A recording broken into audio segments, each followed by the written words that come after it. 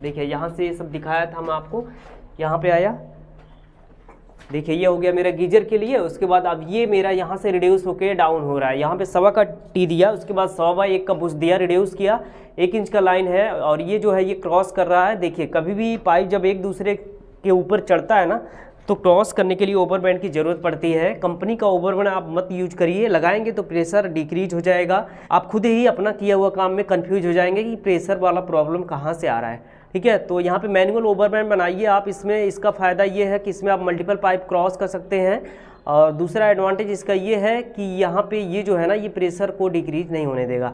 देखिए इस तरह से नीचे आ रहा है, 1 इंच का पाइपलाइन है मेरा, यहाँ पे आया। अब देखिए जैक्वार का हाई फ्लो 4 वे डाइवर्टर यहाँ पे कनेक्ट है।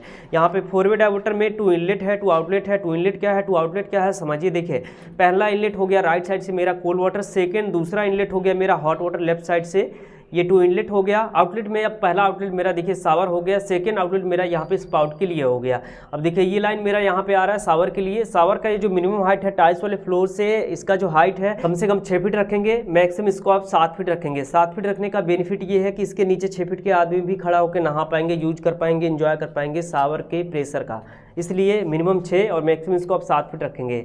अब देखिए यहाँ पे स्पाउट, ये स्पाउट का पॉइंट है, इसका जो हाइट है टाइल्स वाले फ्लोर से मिनिमम इसको आप 30 और मैक्सिमम 32 इंच रखेंगे, यानी कि कम से कम 30 इंच और मैक्सिमम इसको आप 32 इंच पे रखेंगे। उसके बाद ये डाइवर्टर है, डाइवर्टर का जो ये हाइट है ना क्या चीज़ मेजर करेंगे, मिनिमम हाइट इसका आपको 40 रखना है, मैक्सिमम 42 इंच रखना है। तो 40 और 40 कहाँ पे मेजर करना है, देखिए ये सेंटर पॉइंट ये है जहाँ पे हैंडल आपका लग रहा है, यही मेजर करना है। टाइल्स वाले फ्लोर से मिनिमम 40 और मैक्सिमम 42 इंच रखेंगे ये डाइवर्टर को। ठीक है, यहाँ पे मेरे केस में इस बाथरूम का पूरा पाइप फिटिंग कंप्लीट हो गया है। मेट्रोपोल के बारे में मैंने आपको बताया है, गीजर के बारे में बताया, डाइवर्टर के बारे में बताया। उसके बाद एक शॉर्ट फॉर्म में बता देता हूँ। देखिए जो एकदम नए प्लम्बर है उनको प्रॉब्लम हो सकता है, तो देखिए यहाँ पे सी का यहाँ पे सिंबल रहता है, यहाँ पे कोल्ड वाटर आपका आ रहा है टैंक वाला, वहाँ पे सी लिखा हुआ रहेगा। उसके बाद जहाँ पे ये अपना हॉट वाटर आ रहा है वहाँ पे एच लिखा रहेगा, अदर ब्रांड में HOT हॉट हो सकता है। उसके बाद शावर के लिए शॉर्ट फॉर्म में लिखा रहेगा SHR। उसके बाद यहाँ पे स्पाउट के लिए लिखा रहेगा शॉर्ट फॉर्म में SPT। SPT का मतलब स्पाउट हो गया। ठीक है, देख सकते हैं पूरा पाइप फिटिंग यहाँ पे कंप्लीट हो गया है। गंदा काम आपको नहीं करना है। ये प्लम्बर अपनी ब्रांड वैल्यू को बनाने के लिए, ठीक है, मार्केट में अच्छा नाम कमाने के लिए आपको बढ़िया काम करना होगा। ठीक है, अब देखिए यहाँ पे मैं आपको बता दूँ, यहाँ पे जो है ना मेरा जितना भी पाइप आप देख रहे हैं ऊपर से नीचे हो रहा है, ना कि नीचे से ऊपर। अब देखिए कुछ प्लम्बर लोग क्या करते हैं, आपने देखा होगा, पहले सबसे पहले मेन लाइन इस तरह से नीचे लेके आएंगे यहाँ पे नीचे, और नीचे से फिर इस तरह से ऊपर उठाएंगे।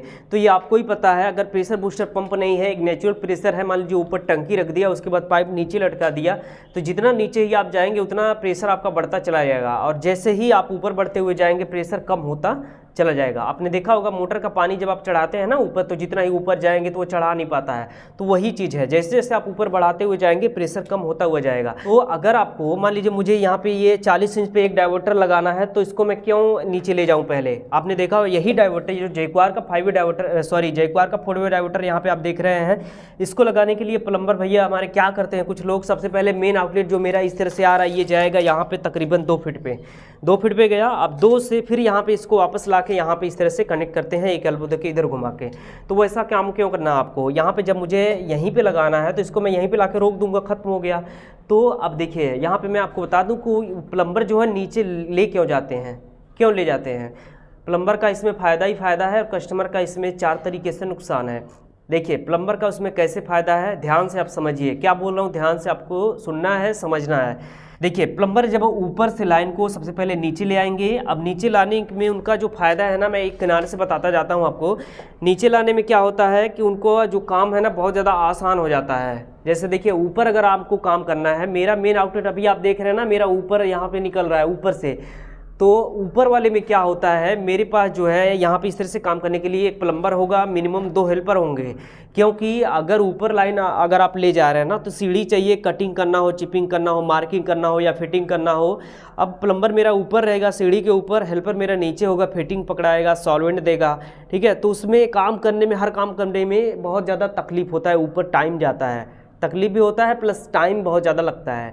तो वही चीज़ को ख़त्म करने के लिए, बचत करने के लिए, आसान बनाने के लिए प्लम्बर क्या करते हैं, नीचे से लाइन लेके जाएंगे। आप सोचिए यहाँ पे अगर मुझे यहाँ कटिंग करना है तो सीढ़ी की ज़रूरत क्या, अकेले ही कटिंग भी कर दूंगा, अकेले ही चिपिंग भी कर दूंगा, अकेले ही पूरा टोटल फिटिंग हो जाएगा, हेल्पर की रिक्वायरमेंट ही नहीं होगी, ठीक है, या फिर हो भी सकती है। तो कुल मिला के यहाँ पे काम आसान हो जाता है।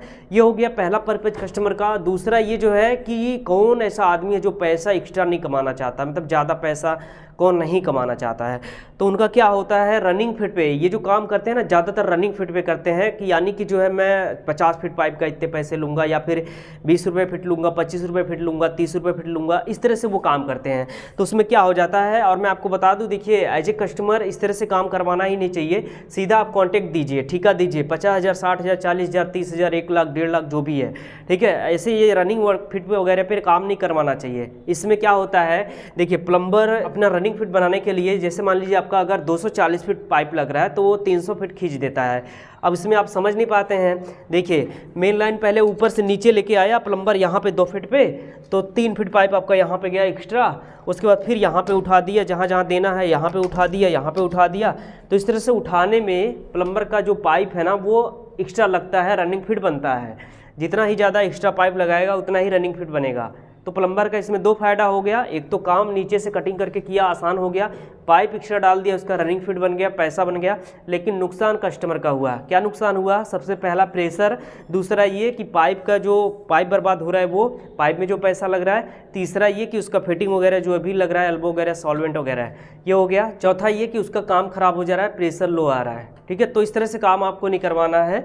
और मैं अपने सभी प्लम्बर भाइयों को भी बोलता हूँ कि हर काम को करने का एक तरीका होता है, ये बात को हर कोई मानता है। ऐसा नहीं है कि आपकी जैसी इच्छा की उस तरह से पाइप को आप घुमा देंगे, हर काम को करने का एक तरीका है। प्लम्बिंग नियम में भी यही लिखा हुआ है, आप अगर देखेंगे या पढ़ेंगे तो ये मेन लाइन को जो है 6 फीट और 7 फीट के ऊपर से लेके जाना है। अगर कोई सोर्स नहीं है प्रेशर को बढ़ाने का, जैसे प्रेशर बूस्टर पंप वगैरह अगर नहीं लग रहा है और आपका जो टैंक है ऊपर छत पे रख दिया, एक नेचुरल बिना किसी सोर्स से पानी आ रहा है, तो फिर इस पाइप को घुमाने का तरीका जो है वो ये है कि मेन आउटलेट को आप 6 फीट और 7 फीट के ऊपर से निकालेंगे और पाइपलाइन को एक बार ऊपर से नीचे लिया, नीचे से ऊपर आपको नहीं उठाना है। यहाँ पे आपका एक सवाल बन जाएगा कि अगर पाइपलाइन को मैंने ऊपर से नीचे लिया, नीचे से ऊपर नहीं उठाऊंगा तो आपने शावर के लिए क्यों दिया हुआ है।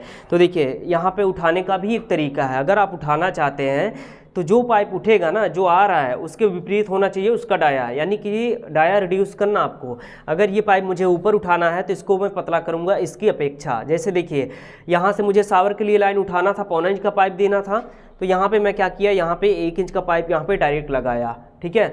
और अगर यही पाइप जो है यहाँ से यहाँ तक अगर मैं 1.25 डाल दूँ, बेशक यहाँ पे सवा है तो यहाँ के प्रेशर में शावर वाले में जो है ना, इसमें फ़र्क आ जाएगा, तुरंत फ़र्क आएगा, लो हो जाएगा प्रेशर। और ये जो सवा अभी यहाँ पे आप देख रहे हैं, इसको और दूर लेके जाऊँ मैं रिड्यूस करूँ तो भी यहाँ पे प्रेशर लो हो जाएगा शावर का। तो काम करने का तरीका है, अगर लाइन को आपको रिड्यूस करना है ना तो फिर इसको आप इसका डाया पतला करेंगे। अगर यहाँ पर आप आधा इंच का पाइप डालना चाहते हो तो इसको आप 1.25 कर सकते हैं। यहाँ पर 1.25 करना है तो यहाँ पे 1 करेंगे, यहाँ पे अगर 1 डालना है तो यहाँ पे आप सवा करेंगे, इस तरह से रिड्यूस करेंगे। सिंपल भाषा में एक जवाब में आप समझिए कि जहाँ से पाइपलाइन को आपको रिड्यूस करना है, ऊपर उठाना है, वहाँ पे उसकी अपेक्षा जो पाइप इनलेट आ रहा है उसका डाया जो है मोटा रखेंगे और जहाँ से उठ रहा है वो पतला रखेंगे। जैसे यहाँ पे आप देख सकते हैं, यहाँ से उठ रहा है ये 1.25 है और यहाँ पे ये 1 इंच का पाइपलाइन है, मेरा डायोमीटर में आके कनेक्ट हो रहा है। इस तरह से काम करना है।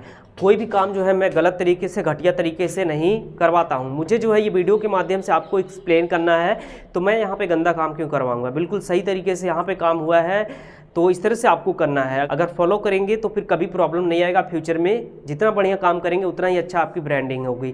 तो हमें उम्मीद है मेरे दोस्तों ये वीडियो आपको पसंद आया होगा और उम्मीद करता हूँ जो कुछ भी आज मैं आपको एक्सप्लेन किया वो सब आपकी समझ में आया होगा। कहीं भी कोई भी कन्फ्यूजन है तो आप नीचे कमेंट सेक्शन में अपना क्वेश्चन टाइप कीजिए, उसका रिप्लाई करने की कोशिश करूंगा मैं। साथ में अगर आप लोग चैनल पर हैं, चैनल को जरूर सब्सक्राइब कीजिए। यूट्यूब पे देख रहे हैं, चैनल को सब्सक्राइब कर लीजिए। फेसबुक पेज पे देख रहे हैं, पेज को जरूर फॉलो कीजिए। और साथ में अगर आपको लगता है कि इस वीडियो से आपको थोड़ा भी नॉलेज मिला हो ना, तो इस वीडियो को ज़्यादा से ज़्यादा लाइक कीजिए और शेयर कीजिए अपने दोस्तों में। तो आज के इस वीडियो में दोस्तों बस इतना ही। मैं फिर मिलूंगा किसी अगले वीडियो में नया टॉपिक के साथ।